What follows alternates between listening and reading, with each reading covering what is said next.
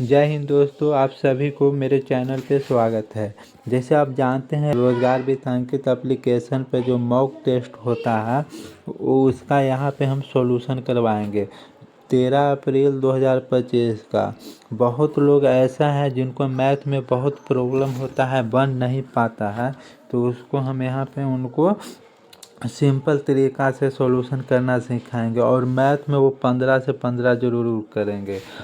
मैं उम्मीद करता हूँ दोस्तों। तो चलिए अपना वीडियो के ऊपर चलते हैं।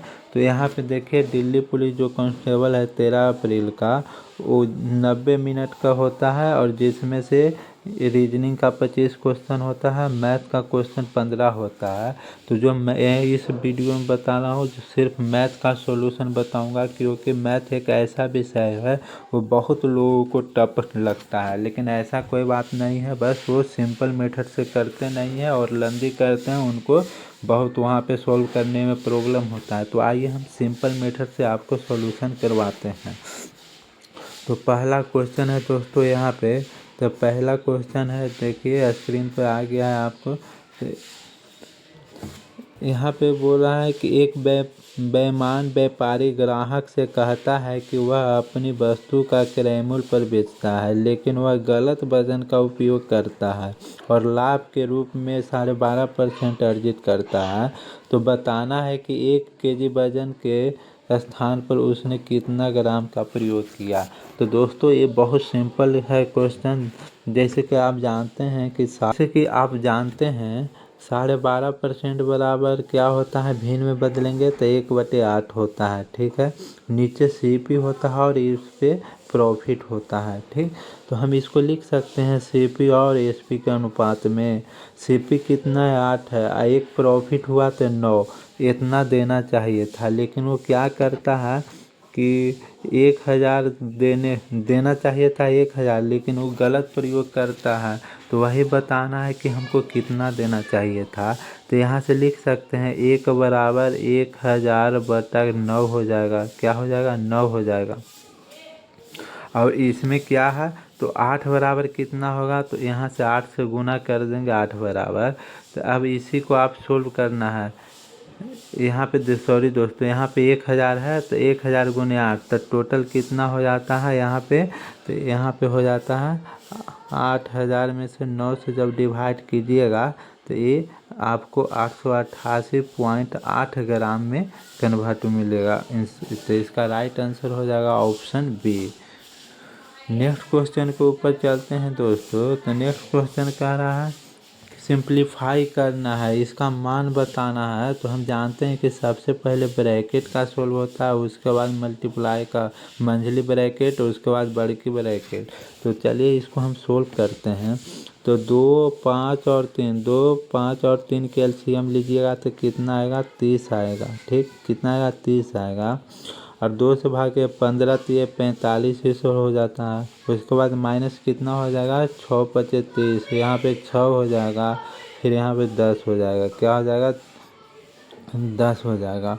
अब इसको आप सोल्व कीजिएगा तो क्या हो जाएगा कि 16, जब 45 में से 16 घटाइएगा तो 29/30 आ जाता है। ठीक, अब फिर ब्रैकेट छोटी, अब मंझली ब्रैकेट के पास करते तो 3 से 4 गुना होगा, तो 3 10 बार में कट जाएगा, तो इसका हो जाएगा 29/40 बच जाएगा। क्या, 29/40 बच जाएगा।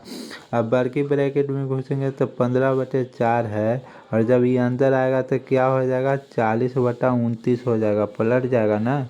4 से 10 बार में कट जाएगा तो ये 150 कितना हो जाएगा, 29 हो जाएगा, 150/29 हो जाएगा। अब जब इसको सोल्व कीजिएगा दोस्तों तो 29 गुने 5 145 और 6 कितना होता है, 151 होता है बटा 29। इसमें से माइनस कीजिएगा 150/29, तो आपको कितना बच जाएगा, 1/29 बच जाएगा। तो इसका राइट आंसर क्या हो जाएगा, ऑप्शन डी राइट आंसर हो जाएगा। चलिए नेक्स्ट क्वेश्चन के ऊपर चलते हैं। तो क्वेश्चन नंबर 3 बोल रहा है कि जो ए का 1/6 समय है ना, वो बी का कितना आधा समय लेता है। तो ए यहाँ से निकल जाएगा, ए और बी का अनुपात कितना, 3 बार में तो 3:1। 3:1 निकल जाएगा। अब बोल रहा है कि दोनों मिलकर 16 दिन में काम करता है, तो 3 1 4 कितना हो जाएगा 4, 3 1 4 कितना 16 दिन में काम करता है। तो बताना है कुल कितना दिन लगा, तो 16 चौके 64 दिन टोटल समय लगता है। इसका राइट आंसर हो जाता है। चलिए नेक्स्ट क्वेश्चन के ऊपर चलते हैं, क्वेश्चन नंबर 4। तो क्वेश्चन नंबर 4 यहाँ पे कह रहा है कि एक आयत की लंबाई और परिमाप का अनुपात 2:7 है, तो बताना है आयत की लंबाई और चौड़ाई का अनुपात क्या होगा।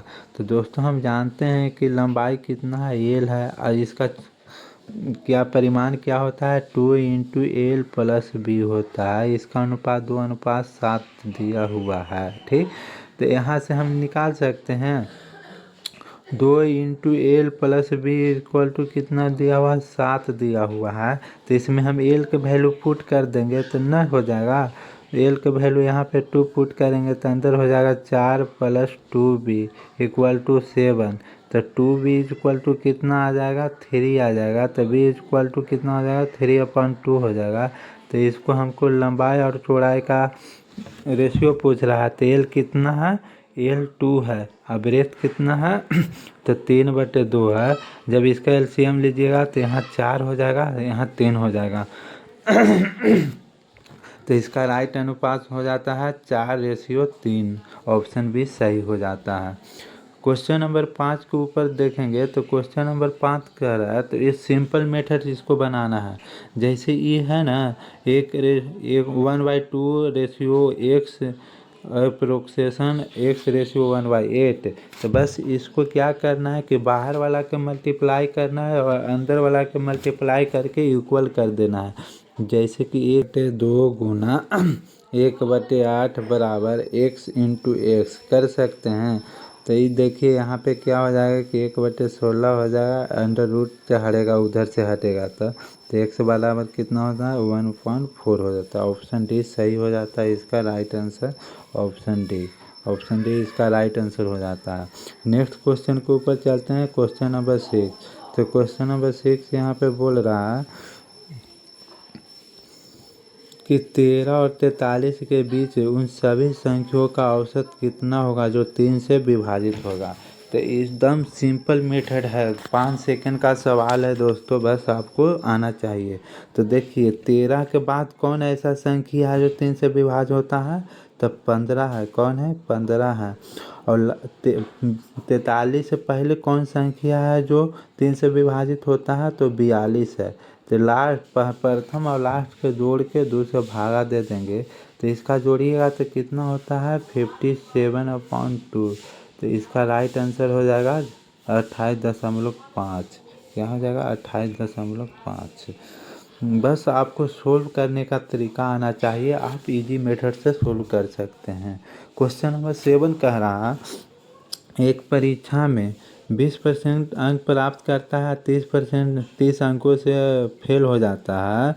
एक छात्र ठीक, और एक दूसरा छात्र है जो 32% अंक प्राप्त करता है और पास होने से 42 अंक अधिक लाता है। तो बताना है कि अंकों की अधिकतम संख्या कितनी थी। तो बस इसको आपको क्या करना है कि 20% जो स्टूडेंट लाता है वो 30% से फेल हो जाता है, 30 नंबर से फेल हो जाता है। और जो 32% लाता है वो कितना 42 अंक अधिक लाता है। तो बस इसको आपको क्या करना है डिफरेंस कर देना है। तो देखिएगा कि 32 और 20 के डिफरेंस 12% हो जाएगा।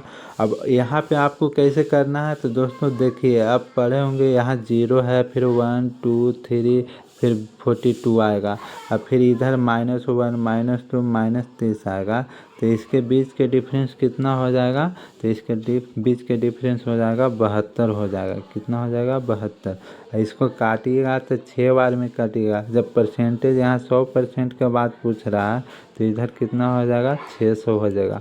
तो अधिकतम अंक कितना है 600, इसका राइट आंसर हो जाएगा। क्वेश्चन नंबर 8 के ऊपर चलते हैं। तो क्वेश्चन नंबर 8 क्या कह रहा है दोस्तों कि 27,000 की राशि को 2 भागों ए और बी इस प्रकार विभाजित किया जाता है कि 15% वार्षिक दर से ए और बी का क्रमशः 2 वर्ष और 4 वर्ष का जो साधारण ब्याज मिलता है वो बराबर होता है। तो बताना है कि ए और बी का दोनों से प्राप्त कुल ब्याज कितना हुआ है। तो हम जानते हैं कि एस आई बराबर क्या होता है, एस आई बराबर क्या होता है, तो प्रिंसिपल इसमें रेट और क्या होता है अपॉन 100 होता है। ठीक, तो बस इसी को फार्मूला हम लोग को यूज करना है। तो इस फार्मूला के यूज करके हम यहाँ क्या कर सकते हैं, तो यहाँ पे देखिएगा क्या होता है कि 27,000, जैसे P1 मान लेते हैं, इसमें P1 मान लेते हैं कितना 15% के हिसाब से 2 वर्ष में हमको निकालना है। और P2 मान लेते हैं कि मान ले P2 राशि है, ये 15% के हिसाब से 4 वर्षों में निकालना है। जब यहाँ से सॉल्व कीजिएगा तो P1 अनुपात P2 कितना आपको निकल जाएगा, तो इसको कैंसिल आउट करिए 15 से 15, तो 2:1 निकल जाता है, 2:1। कहने का मतलब है कि टोटल कितना राशि हो जाएगा, 3 हो जाएगा। 3 बराबर 27,000 हमको दिया हुआ है कितना, तो 1 बराबर कितना हो जाएगा, 9,000 हो जाएगा। अब 1 बराबर 9,000 हो गया, तो चलिए हम आपको सोल्व करते हैं। 1 बराबर क्या हो गया, 9,000 हो गया। तो बस ये को देखिए P1 9,000, ठीक, तो 9,000 है,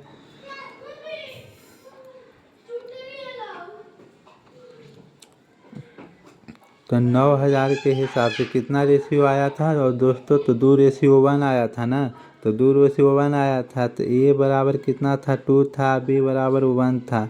तो ए के निकालते हैं, तो ए का साधारण ब्याज कितना निकलेगा, तो 18,000। एक बराबर 9,000, तो 2 बराबर 18,000।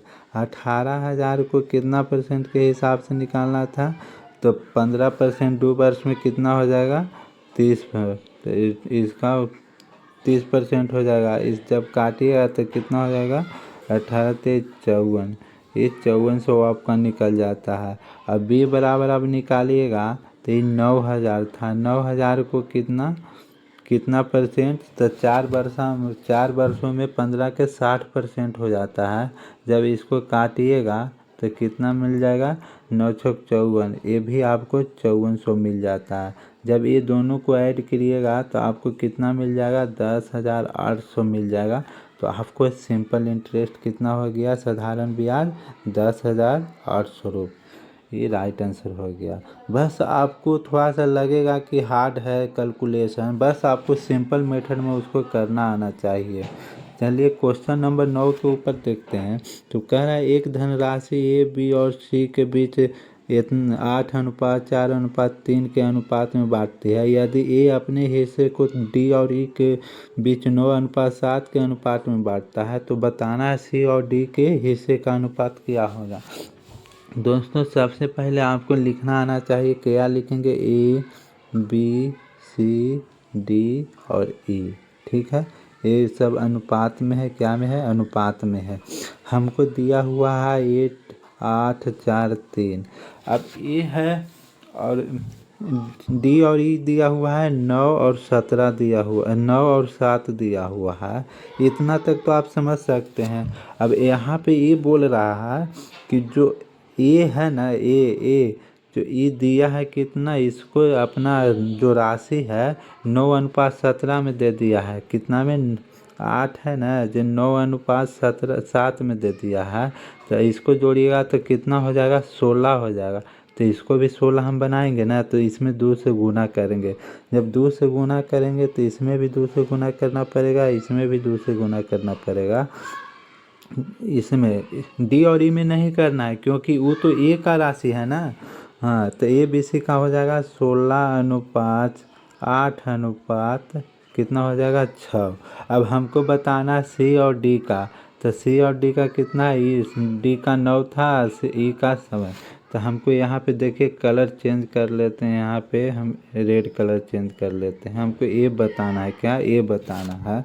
तो 6:9 के इसको काटिएगा तो 2:3 में कटता है, तो इसका राइट आंसर ऑप्शन ए हो जाता है।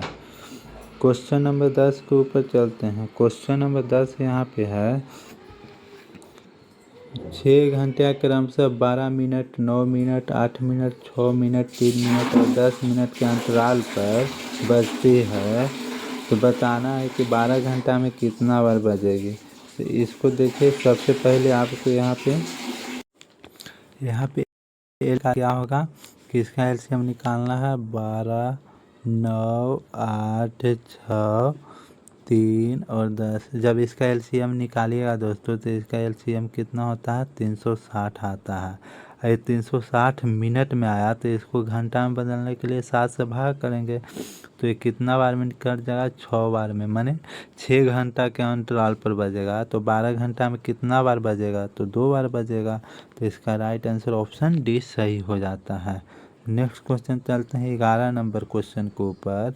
तो यहाँ पे बोल रहा है कि एक सिपाही एक चोर को 185 मीटर की दूरी पर देखता है। चोर भागने लगता है और सिपाही उसका पीछा करता है। चोर और सिपाही क्रमशः 8 मीटर पर सेकंड, 9 मीटर पर सेकंड की चाल से दौड़ता है। तो बताना है 2 मिनट के बाद उसके बीच की दूरी कितनी होगी। तो हम जानते हैं कि जब सीधी रेखा पे चलता है उसे सेम डायरेक्शन में तो माइनस होता है। तो 9 में से -8 हो जाएगा तो कितना बच जाएगा, 1 मीटर पर सेकेंड। 1 मीटर पर सेकेंड को हम 2 मिनट के लिए भगाएंगे तो 2 मिनट में कितना सेकेंड होता है, 120 सेकेंड होता है। तो एक कितना हो जाएगा, 120 मीटर की दूरी तय करेगा। बस इसको 185 में से -120 करेंगे तो इनको बीच का जो डिफरेंस आएगा वो 65 मीटर अंतर आ जाएगा। तो इसका राइट आंसर ऑप्शन ए हो जाता है। क्वेश्चन नंबर 11 की बात करते हैं।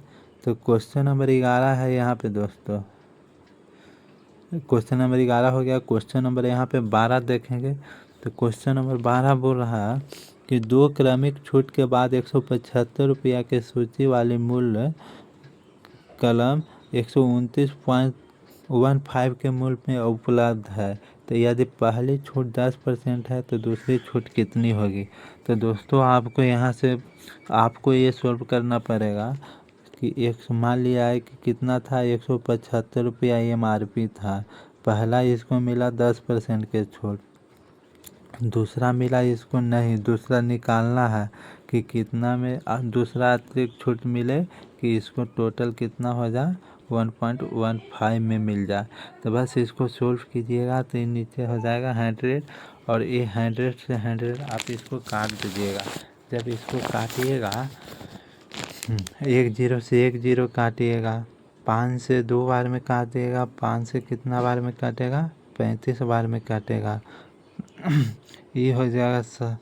जब इसको काटिएगा आप तो कितना बार में कटेगा, 35 से निकल जाएगा